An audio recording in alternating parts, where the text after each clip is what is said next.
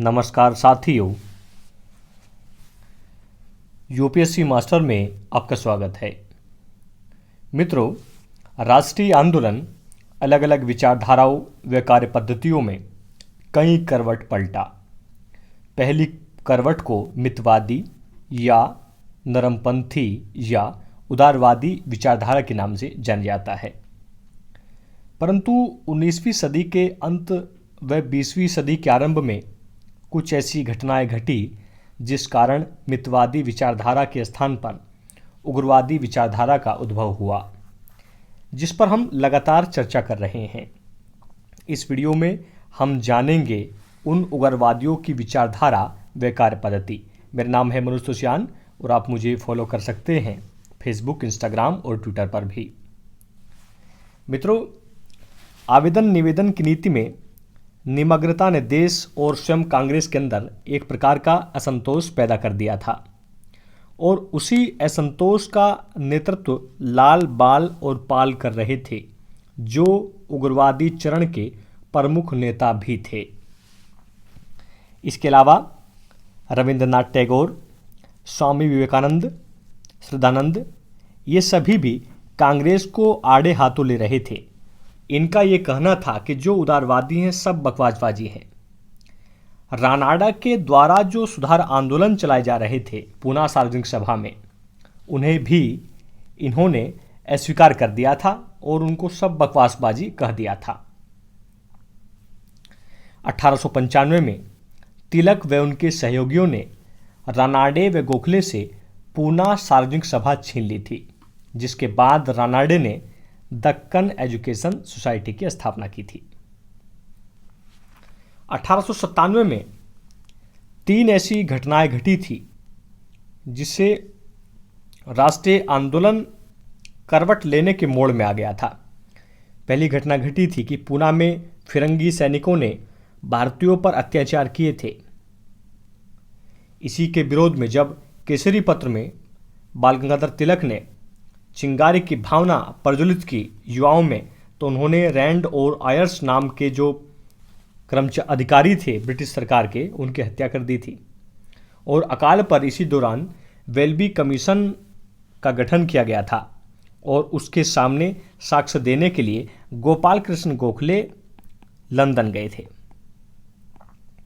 गोपाल कृष्ण गोखले ने सैनिकों के जो अत्याचार थे उनकी निंदा की थी गार्जियन पत्र में, और इस गार्जियन पत्र में लेख लिखने के कारण इंग्लैंड का माहौल गर्म हो गया था। गोखले जब भारत लौटे तब बंबई के गवर्नर सैंडहर्स्ट जो थे, उन्होंने गोखले को बुलाया और इनसे प्रमाण मांगे कि जो आपने जो है गार्जियन पत्र में लिखा है, आरोप लगाए हैं फिरंगी सरकार पर, उनको आप प्रमाणित करें। परंतु गोपाल कृष्ण गोखले के जो गुरु थे रानाडे, उनके कहने पर गोखले ने सरकार से माफ़ी मांग ली थी, कोई एविडेंस दिए ही नहीं थे। मतलब इस प्रकार का माहौल व्याप्त था। जो उदारवादी थे अनुनय विनय की राजनीति में विश्वास कर रहे थे और इसी असंतुष्टि के चलते जो है फिर भी ब्रिटिश सरकार ने 1905 में बंगाल का विभाजन कर दिया था। बंगाल का विभाजन उदारवादियों की जीती जागती असफलता का परिणाम था और देखने को मिला कि राष्ट्रीय आंदोलन जो है एकदम से करवट पलटा, जिसको उग्रवादी अथवा राष्ट्रवादी विचारधारा या करवट या फिर युग के नाम से हम जानते हैं। ये करवट जो है एक अपनी विचारधारा के तहत चली। उदारवादियों का मानना था कि विदेशी शासन को जड़ से उखाड़ फेंकने के लिए वर्तमान प्रयासों से ऊपर उठकर निश्चयात्मक व अटल प्रयास करने होंगे।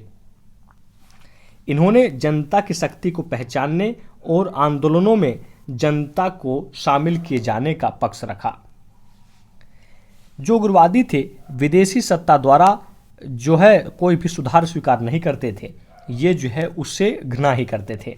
इन्होंने स्पष्ट रूप से यह घोषणा की कि राष्ट्रीय आंदोलन का लक्ष्य स्वराज्य या स्वाधीनता है और उसको हम प्राप्त करेंगे, लड़कर लेंगे। भारतीयों को मुक्ति अपने स्वयं के प्रयत्नों से करनी होगी। उन्होंने घोषणा की कि इस कार्य के लिए बड़े बड़े बलिदान भी करने होंगे और तकलीफें भी सहनी होंगी। उग्रवादी इस विचार को अस्वीकार करते थे कि भारत के कपापूर्ण मार्गदर्शन और नियंत्रण में प्रगति कर सकता है अंग्रेजों के। उन्होंने कांग्रेस के संकुचित आधार को विस्तृत किया जाना आवश्यक माना और इसके लिए उन्होंने जनता के बीच राजनीतिक कार्य पर और जनता की सीधी राजनीतिक कार्रवाई पर बल दिया। जहां उदारवादी अनुनय विनय संवैधानिक तरीकों में विश्वास रखते थे, उग्रवादियों ने इन दोनों ही नीति को त्याग दिया। इन्होंने इसके स्थान पर अवज्ञा की नीति अपनाई। ये अवज्ञा की नीति थी। इसके तहत उग्रवादी यह मानते थे कि राजनीतिक अधिकारों के लिए लड़ना होगा। आप इस संबंध में कुछ प्रमाण भी देख सकते हैं। बिपिन चंद्रपाल ने एक अवसर पर कहा था कि यदि ब्रिटिश सरकार स्वतः ही स्वराज्य दान करे तो मैं धन्यवाद के साथ उसे वापस कर दूंगा जब तक उसे स्वयं प्राप्त नहीं कर लेता। मतलब वो ऐसा कुछ चाहते ही नहीं थे कि वो भिक्षा के रूप में ब्रिटिश सरकार भारतीयों को कुछ दे। उनका ये विश्वास था कि ये हमारा अधिकार है, इसको हम प्राप्त कर सकते हैं, ले सकते हैं। लाला लाजपत राय ने भी कहा था कि आओ हम सब दिखा दें कि हम भिखारी नहीं हैं। मतलब वो सीधे कटाक्ष कर रहे थे उदारवादियों पर, जिनकी भिक्षावृत्ति की नीति थी, मांगने की नीति थी। उग्रवादियों ने विदेशी सत्ता के विरुद्ध विदेशी वस्तुओं के बहिष्कार व स्वदेशी अपनाने पर बल दिया। उग्रवादी जो थे वो सामाजिक विचारों में पुरातनपंथी थे, अर्थात जो अपनी जो परंपराएं चली आ रही थी, ऐतिहासिक परंपराएं, उनमें आस्था रखते थे। जबकि उदारवादी आधुनिक तथा पाश्चात्य विचारों के समर्थक थे। आप इसका प्रमाण भी देख सकते हैं कि 1890 में जब लड़की के विवाह की आयु ब्रिटिश सरकार ने बढ़ाकर 10 से 12 साल कर दी थी, तब तिलक का यह कहना था कि ब्रिटिश सरकार को कोई अधिकार नहीं है कि वे हमारी धार्मिक व सामाजिक जो व्यवस्थाएं हैं उनमें हस्तक्षेप करें। इनका जो प्रतिरोध था वो निष्क्रिय प्रतिरोधी था, जिसको मैं बता चुका हूं कि वो छीनने में विश्वास करते थे। वो मानते थे कि ये अधिकार हम लड़कर ले सकते हैं। भारत की सांस्कृतिक विरासत से प्रेरणा इन्होंने ली और भारत की ऐतिहासिक विरासत को गौरवान्वित किया। आप इनके जो अंतर हैं उदारवादी और उग्रवादी मतों के, वो कुछ पॉइंट्स में भी देख सकते हैं। उदारवादी जो थे वो बुद्धिजीवी तथा शहरी मध्यम वर्ग से सहयोग प्राप्त था, जबकि उग्रवादी निम्न मध्यम वर्ग, विद्यार्थी और किसानों मजदूरों का सहयोग चाहता था और यही इन्होंने प्राप्त भी किया। इन्होंने सामाजिक समानता की मांग की, इस आधार पर की कि वे ब्रिटिश सरकार की प्रजा हैं, जबकि उग्रवादी सामाजिक समानता और राजनीतिक स्वतंत्रता को अपना जन्मसिद्ध अधिकार मानते थे। उदारवादियों ने इंग्लैंड के निवासियों से अपील की और अपने विश्वास का आधार ब्रिटिश इतिहास और अंग्रेजी राजनीतिक विचारधारा को अपनाया, जबकि उग्रवादी भारतीय संस्कृति से प्रेरणा ग्रहण की और धार्मिक देशभक्ति को बढ़ावा दिया। इसी का प्रमाण है कि महाराष्ट्र में बाल गंगाधर तिलक ने शिवाजी महोत्सव, गणेश महोत्सव जैसी चीज़ों का आह्वान किया और जो क्रांतिकारी थे वो भी उग्रवादियों का ही एक चरण है। उन्होंने शाक्त देवियों की पूजा की।